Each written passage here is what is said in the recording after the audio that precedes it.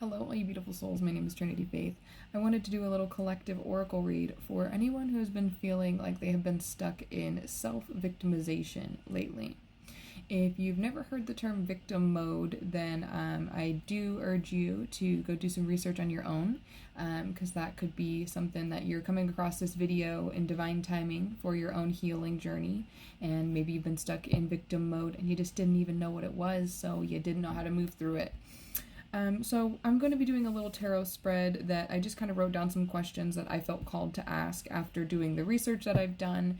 And I'm going to be having some videos amongst all my platforms coming out over the next few days, hopefully all by the end of this week, that are helping you identify what victim mode is, how to get out of it, how to identify victim mode in others, and how to navigate relationships with those people. So I'm really excited about releasing this. I'm setting the goal to do a podcast as well as a full-length YouTube reading on victim mode as well. So stay tuned for that. I will post updates on my main Instagram page, Trinity Faith official page. So make sure you're following that if you'd like to stay tuned on updates. All right.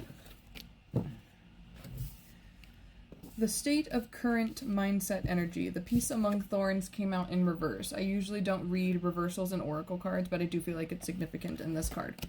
And I feel like part of the thing that has been going on, if you resonate with this energy at this point in time, is feeling like you cannot find a peaceful state, or like peace doesn't have the capability to be found within you, and feeling like that is the fault of another person. Feeling like maybe the loss of a romantic partner, for example, or the mistreatment from your parents growing up, or, you know, whatever you can come up with, a person that did not feed into your peace. So therefore, the fact that you cannot find peace within yourself at this point in time is their fault. One thing I would like to remind you is we're all going to experience people that don't make our life easier, but it is absolutely our responsibility to not allow them to make our life feel like we are out of control of our life, okay? Especially if like we're talking about things that have happened in the past, all right? So you're dealing with, let's say I'll use myself as an example.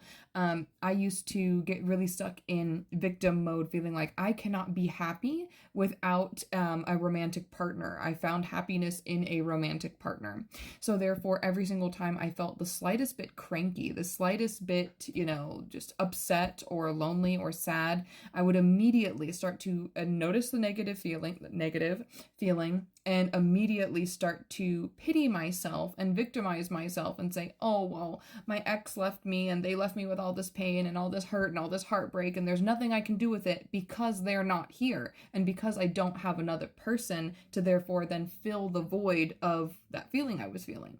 And so it was really important for me, because I was intentionally not in relationships while I was healing through these feelings. I kept noticing these patterns of these thought processes within myself, and I wanted to make sure that I found happiness within myself before I was continually going back into relationships and searching for happiness and peace within another person.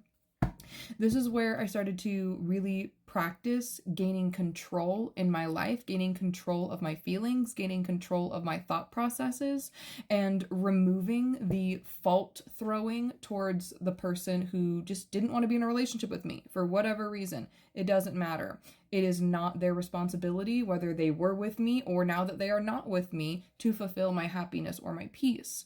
And that became a huge lesson that I had to learn within myself, is whether someone is in your life or not, your happiness is your responsibility. Your happiness is ultimately your choice.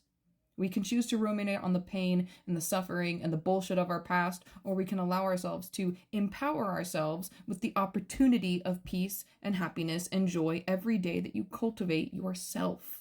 I am looking shiny in this lighting, and we need to fix that real quick. Girl. All right. Moving on, how am I currently feeling stuck? A lot of the times when we are in self-victimization, we feel stuck and we feel out of control of the situations that we feel stuck in. We will honestly, a lot of the times when we're stuck in victim mode, even look at opportunities for a solution that we have and look for the ways that won't solve the problem.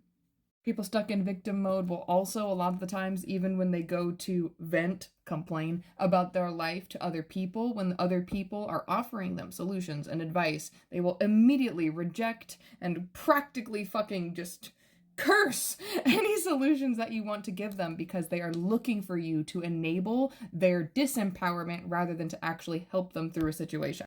What can you do to make empowered change in your life if you're feeling like you are in this victim mode energy? Literally, is this me came out in reverse. Okay, one of the things that... Okay, now my nose is itching and I can't scratch it because I have makeup on. Okay. One of the things a lot of the times that will happen when we are stuck in victim mode is this can stem from experiencing narcissistic abuse. And a lot of the times, one of the things that happen when we experience narcissistic abuse is we constantly question our identity. When we're getting gaslit constantly all the time, when we're being told that our feelings don't matter, we're being lied to and having the stories twisted right in front of our very eyes, even though we just experienced some of these things that happen, it distorts our reality, and it can distort our reality of ourselves. And so a lot of the times when we are out of those narcissistic connections and relationships, we still question everything about ourselves, everything about our identity. And so it's really important to start asking yourselves when you're feeling disconnected from who you are, is what you can do to bring power back to yourself to create a new identity based off of your reality, in knowing that you experience some sort of form of abuse, but that doesn't mean that you need to continually live with the identity of being a victim, someone else's, victim at any point in time. You don't need to constantly live with the stories that they put in your mind about who you are, what it is that you're worth, what it is that they think or feel about you, constantly feeling like that's the most important thing, because a lot of the times we will look for the validation and acceptance from our abusers, because we get caught up in this idea that we were being abused because something that had to do with us, we were not up to par, because there was something just inherently wrong about us or what it is that we were doing. And so we want to prove to the narcissist, prove to the abuser that they were wrong about us. And, we do deserve their acceptance. We do deserve their love, blah, blah, blah, blah. So a lot of the times this can show up in other relationships as well. We question, is this right about me? Am I making the right decisions? Do I deserve? A lot of the times this will come up in multiple aspects of our life, not just relationships, but do I deserve? Do I deserve good? Do I deserve the bare minimum? Do I deserve anything positive at all? And so when we constantly question if we deserve something good, we will look for the things about ourselves and about our life and about the world that cements to us that we aren't deserving. There isn't that much good out there, or there's none at all, not within ourselves anyway.